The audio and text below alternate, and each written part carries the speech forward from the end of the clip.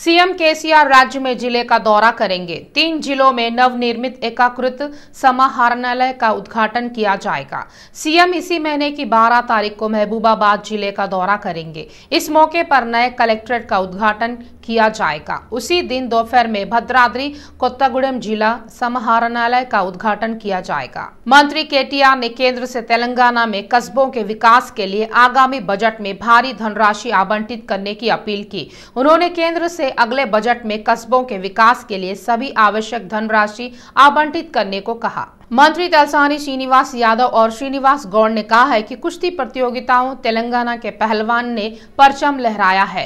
LB stadium में 91वीं कुश्ती championship का फाइनल देखने के बाद विजेताओं को बधाई दी गई। यह प्रतियोगिता जो बहुत लोकप्रिय है, अनादर में पड़ गई है। उन्होंने कहा है कि तेलंगाना सरकार इन प्रतियोगिताओं के विकास के लिए कड़ी मेहनत कर रही है। सभी जिलों में कुश्ती प्रतियोगिता आयोजित कराने की कार्रवाई की जाएगी। यहाँ पर मालूम है बड़े बड़े पूरे पहलवान हिंदुस्तान से आए हैदराबाद को। हैदराबाद की शान देखे आप लोग, बहुत सुंदर हैदराबाद है ये सारे हिंदुस्तान में तेलंगाना क्षेत्र में ये लाल बहादुर स्टेडियम में बहुत बड़ा पैमाने से यहाँ पर हिंदी केसरी हो रहा है। हमारे जो ऑर्गेनाइजर भाई लोग पहले से ही हैदराबाद में बहुत सारे पहलवान है। आप लोग सब जानते हैं मेरे भाइयों। मैं एक हमारे श्रीनिवास गौड़ मंत्री जी से निवेदन करता हूँ, साल को 2 बार आप लोग तैयार है तो हिंदी केसरी हैदराबाद में होगा और मेन एंड वुमेन का 5-5 लाख रुपए का ऐलान करते हुए अवार्ड भी दिलाया जाएगा और साथ ही साथ हमारे हैदराबाद के जो पहलवान हैं। एमएलसी कल्वाकुंटला कविता ने कहा है कि पत्रकार तेलंगाना आंदोलन के हर कदम पर सीएम केसीआर के साथ चले और केसीआर ने पत्रकारों के कल्याण के लिए कई कार्यक्रमों को लागू किया। पटानचेरू के जीएमआर कन्वेंशन सेंटर में आयोजित इंडियन जर्नलिस्ट यूनियन की 10वीं प्लेनरी और TUWUJ स्टेट सेकेंड कांग्रेस में एमएलसी कल्वाकुंटला कविता ने भाग लिया। इस मौके पर एमएलसी कविता ने कहा है कि मीडिया संगठनों की विश्वसनीयता के अलावा जब प्रसारण करने वाले लोगों की भी प्रतिबद्धता होगी तो प्रसारित होने वाली खबरों पर भरोसा होगा। यह कहते हुए दुख हो रहा है कि समाज का इस खबर में विश्वास उठ गया है। उन्होंने तेलंगाना के खिलाफ समाचार लिखने और सरकार को बदनाम करने की कोशिश करने के लिए कुछ संगठनों की आलोचना की। पत्रकारों को भी ऐसी साजिशों के बारे में सोचने की सलाह दी जाती है। एमएलसी ने कहा है कि प्रधानमंत्री मोदी ने पिछले 9 सालों में एक भी मीडिया कॉन्फ्रेंस नहीं की और एक भी पत्रकार संघ ने उनसे सवाल नहीं किया है। सीएम केसीआर ने सैकड़ों पत्रकारों के साथ मीडिया कॉन्फ्रेंस की और पत्रकारों द्वारा पूछे गए हर सवाल का जवाब दिया। बीआरएस विधायक माधवराम कृष्णराव ने कहा है कि कुक्कड़पल्ली विधानसभा क्षेत्र में पार्क स्थलों और तालाबों पर अतिक्रमण रोकने के लिए सभी उपाय किए जा रहे हैं। उन्होंने कहा है कि पार्क स्थलों और तालाबों पर अतिक्रमण करने वालों के खिलाफ आपराधिक मामले भी दर्ज किए जा रहे हैं। KPHB 9 के सर्वेक्षण संख्या 1009 में स्थित 2.21 एकड़ की भूमि को मंत्री केटीआर के ध्यान में लाया गया है और इसके जवाब में GO भी जारी किया गया है। पता चला है कि राम्या ग्राउंड में 2 एकड़ जमीन पर जिला परिषद स्कूल बनाने की दिशा में कदम उठाए जा रहे हैं और अगले महीने से निर्माण कार्य शुरू हो जाएंगे। KPHB डिवीजन के नगर सेवक मंडी श्रीनिवास राव ने कहा है कि वे इसके लिए 1 करोड़ रुपए दान देंगे। उन्होंने बताया कि यह विद्यालय नंदमूरी तारक रामा राव के नाम पर स्थापित किया जा रहा है। बॉक्सिंग चैंपियन और अर्जुन अवार्ड ग्रहीता निखित जरीन को पीसीसी के तत्वावधान में सम्मानित किया गया। पीसीसी अध्यक्ष रेवंत रेड्डी, कांग्रेस के वरिष्ठ नेता शब्बीर अली, महेश कुमार गौड़ और अन्य हैदराबाद के निजाम क्लब में आयोजित सम्मान कार्यक्रम में शामिल हुए। पीसीसी की ओर से निखत जरीन को 5 लाख रुपए का इनाम दिया गया। इस अवसर पर निखत जरीन ने निजामाबाद में ओलंपिक खेलों में भाग लेकर देश का मान बढ़ाया। सानिया मिर्जा के बाद निखत ने पहल की और खेलों में उत्कृष्ट प्रदर्शन किया। राज्य सरकार को खिलाड़ियों को प्रोत्साहित करना चाहिए और उन्हें आवश्यक वित्तीय सहायता प्रदान करनी चाहिए। उन्होंने अनुरोध किया है कि सरकार के पास निखत जरीन को DSP के पद पर नौकरी देने और 26 जनवरी से पहले उनकी नियुक्ति आदेश जारी करना चाहिए। उन्होंने कहा है कि निजामाबाद हैदराबाद में एक बड़ा कार्यक्रम आयोजित कर सभी स्कूली बच्चों को आमंत्रित करना चाहिए। उन्होंने सभी से छात्रों में खेल भावना जगाने के लिए कड़ी मेहनत करने को कहा है। इस कार्यक्रम के आयोजन और सम्मान के लिए धन्यवाद दिया। पुरस्कार की घोषणा करते हुए रेवंत रेड्डी ने प्रसन्नता व्यक्त की। निखत जरी ने कहा है कि अगर हमें सभी का समर्थन मिला तो हम देश को गौरवान्वित करने के लिए खेल की शैली दिखाएंगे। आंध्र प्रदेश में सत्तारूढ़ वाईसीपी को हराने के लिए विपक्ष एकजुट हो रहे हैं। तेदेपा और जनसेना ने इस बात का आरोप लगाया है कि भ्रष्टाचार को बढ़ावा देने के लिए सरकार ने जानबूझकर जियो लाया है। पार्टी ने सरकार के इस कदम की कड़ी निंदा की। पवन कल्याण ने हैदराबाद में बाबू के आवास पर उनसे औपचारिक मुलाकात की। चंद्रबाबू ने वाईसीपी पर कई गंभीर आरोप लगाए। उन्होंने कहा है कि वाईसीपी कोई जनसभा करती है तो उसे अनुमति लेने की जरूरत नहीं पड़ती है, जबकि विपक्ष के बैठक के लिए अनुमति लेना अनिवार्य होता है। उन्होंने कंदुकूरी और गुंटूर विधानसभाओं में दंगों के कारण के रूप में वाईसीपी की आलोचना की। चंद्रबाबू ने कहा है कि जियो नंबर किसी भी सूरत में बर्दाश्त करने के योग्य नहीं है। उन्होंने पूछा है कि जीवा उन पर लागू होता है लेकिन वाईसीपी पर नहीं। जनसेना प्रमुख पवन कल्याण ने कहा है कि उन्होंने वाईसीपी की अराजकता पर चर्चा की। पवन कल्याण ने कहा है कि उन्होंने राज्य में पेंशन समाप्त करने, किसानों को उचित मूल्य दिलाने, कानून व्यवस्था के मुद्दे समेत कई मुद्दों पर चर्चा की। उन्होंने उन पर ब्रिटिश काल के जीवों को लाने और उन्हें जनता में प्रवेश करने से रोकने का आरोप लगाया। पवन कल्याण ने आलोचना की है कि जब वे विशाखा की यात्रा पर गए तो उन्हें वाहन से उतरने की अनुमति भी नहीं दी गई।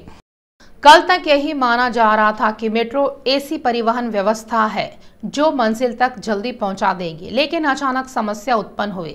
मेट्रो कर्मचारियों के अचानक हड़ताल पर चले जाने से मेट्रो कर्मचारी भी इस बात से अनजान थे कि वे आउटसोर्सिंग कंपनी के हाथों में है। भाजपा विधायक इटेला राजेंद्र ने कहा है कि तेलंगाना के गठन में भाजपा की महती भूमिका रही। उन्होंने कहा है कि बीजेपी ने संसद में तेलंगाना बिल का पूरा समर्थन किया है। उन्होंने कहा है कि संसद में सुषमा स्वराज के शब्द अविस्मरणीय है। गोलकुंडा जिले के भाजयुमो प्रशिक्षण कक्षाओं में भाग लेने वाले इटेला राजेंद्र ने तेलंगाना के गठन के अवसर को याद किया। इटेला ने याद दिलाया है कि सुषमा स्वराज ने कहा था कि बच्चों को बच्चों की तरह नहीं मरना चाहिए। उन्होंने कहा है कि बीजेपी ने ऐलान किया है कि हम बिल का समर्थन करेंगे। इटेला ने कहा है कि तेलंगाना राज्य हम सबकी लड़ाई का नतीजा है। केसीआर जिन्होंने कहा है कि उन्हें पद की कोई इच्छा नहीं थी और यहाँ की पहले मुख्यमंत्री एक दलित को बनाएंगे, तेलंगाना आने के बाद तुरंत बाद अपना रंग दिखा दिया। मुदिराज महासभा ग्रेटर हैदराबाद के अध्यक्ष पोलकम लक्ष्मी नारायण मुदिराज ने घोषणा की है कि आने वाले चुनावों में सभी बीसी जातियों को शामिल कर सभी पार्टियों में बीसी उम्मीदवार को सीट दिलाने के लिए मेहनत करेंगे। उन्होंने कहा है कि अब तक मुदिराजाओं के साथ कई बीसी समूहों को राज्य सत्ता में उचित हिस्सा नहीं मिल रहा है।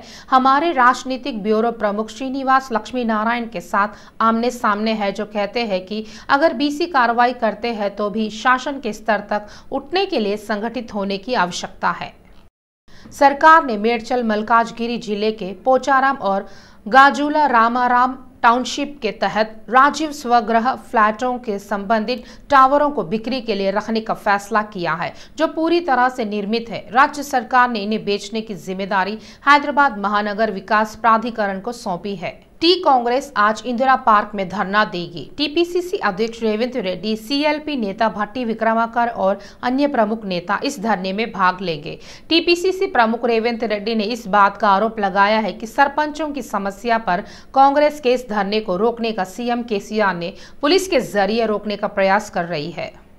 बहरहाल रेवंत ने आज हाईकोर्ट की अनुमति से सरपंचों को इंदिरा पार्क में होने वाले धरने में आने का आह्वान किया है। उन्होंने कहा है कि वे सरपंचों के अधिकारों के लिए अपनी आवाज आज बुलंद करेंगे। रेवंत रेड्डी ने कहा है कि सरकार गिराने के लिए लड़ाई लड़ेंगे। दूसरी ओर तेलंगाना कांग्रेस के नेताओं ने राहुल गांधी के भारत जोड़ो की भावना को हाथ से हाथ जोड़ो के हिस्से के रूप में हर गांव में ले जाने का फैसला किया है, जो इस महीने की 26 तारीख से शुरू होगी।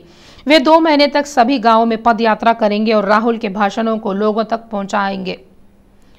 कांग्रेस सरकारों द्वारा चलाए जा रहे कल्याणकारी कार्यक्रमों की जानकारी लोगों को देने का निर्णय लिया गया है।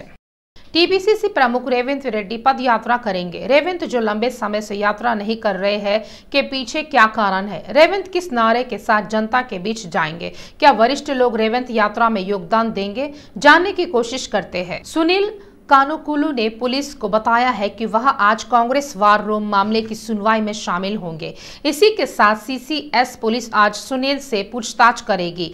कोर्ट के आदेश के मुताबिक सुनील को आज पुलिस के सामने पेश होना है।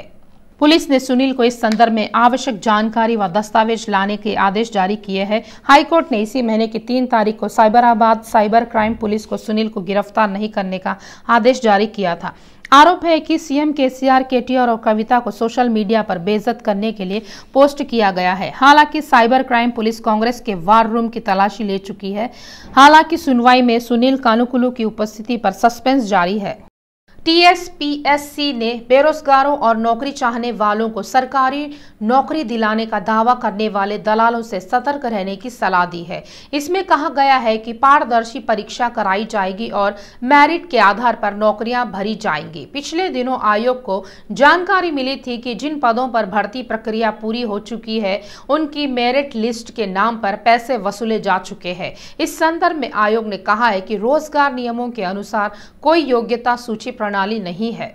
जालसाजों और दलालों से सतर्क रहने और उनकी सूचना तुरंत पुलिस को देने की सलाह दी है। टीएसपीएससी की सचिव अनीता रामचंद्रन ने एक बयान जारी कर उम्मीदवारों को इस बात की जानकारी दी है। आयोग ने कहा है कि किसी भी परिस्थिति में अभ्यर्थी को व्यक्तिगत रूप से नियुक्ति पत्र नहीं भेजा जाएगा तथा चयनित अभ्यर्थियों की नियुक्ति के लिए संबंधित विभागों को सूची भेजी जाएगी। स्पष्ट जानकारी के लिए टीएसपीएससी ने वेबसाइट देखने को कहा।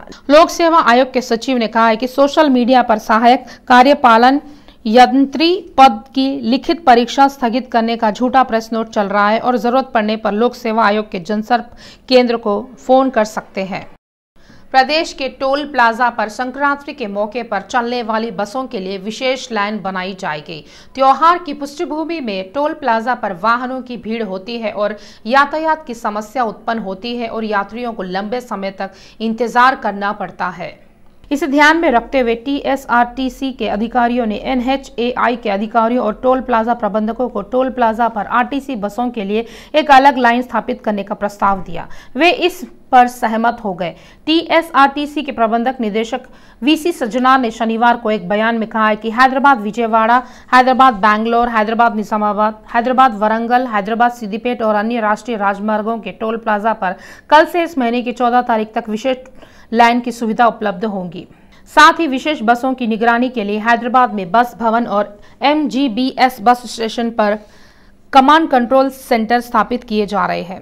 संगारेड्डी जिले के जिन्नाराम मंडल के गड्डापोतारम इंडस्ट्रियल स्टेट स्थित माइलान इंडस्ट्री के गोदाम ब्लॉक में आग लगने से 3 लोगों की मौत हो गई। उद्योग के सहायक प्रबंधक श्रीकाकुलम निवासी लोकेश्वर राव, बंगाल निवासी श्रमिक परितोष मेहता और बिहारी निवासी रंजित कुमार दुर्घटना में गंभीर रूप से झुलस गए हैं और अस्पताल ले जाते समय उनकी मृत्यु हो गई। सूचना मिलने पर दमकल कर्मियों ने मौके पर पहुंचे और आग बुझाने का प्रयास किया। उप निरीक्षक प्रवीण कुमार ने बताया है कि घटना जांच की जा रही है। आईडीए बोलारम पुलिस ने जांच शुरू कर दी है। हैदराबाद में कल चैन स्नेचिंग के सिलसिलेवार मामले दर्ज किए जाने के बाद बंजारा हिल्स पुलिस सतर्क हो गई है। पुलिस ने मासप टैंक के पास तलाशी अभियान चलाया। पुलिस आज सुबह से चैन स्नेचरों की फोटो के साथ तलाशी अभियान चलाया। पुलिस ने लोगों से अनुरोध किया है कि अगर वे आरोपी को पहचानते हैं तो तुरंत पुलिस को सूचना दें। विशेष रूप से बंजारा हिल्स, यूसुफगुड़ा, अमीरपेट और पंजागुट्टा क्षेत्रों में तलाशी अभियान चलाया गया। पुलिस जो पूरे तेलंगाना में छापेमारी कर रही है, बिना दस्तावेजों के वाहन को जब्त कर लिया गया है। संदिग्धों को हिरासत में लेकर पूछताछ की गई। पुलिस ने फोटो में दिख रहे लोगों की पहचान चैन स्नेचरों गिरोह के रूप में की है। उन्होंने कहा है कि अगर इस फोटो में लोग कहीं भी दिखे तो इनकी सूचना उन्हें तुरंत दी जाए। दूसरी ओर साइबराबाद के कमिश्नरेट इलाके में चैन स्नेचरों की घटनाओं से दहशत का माहौल है।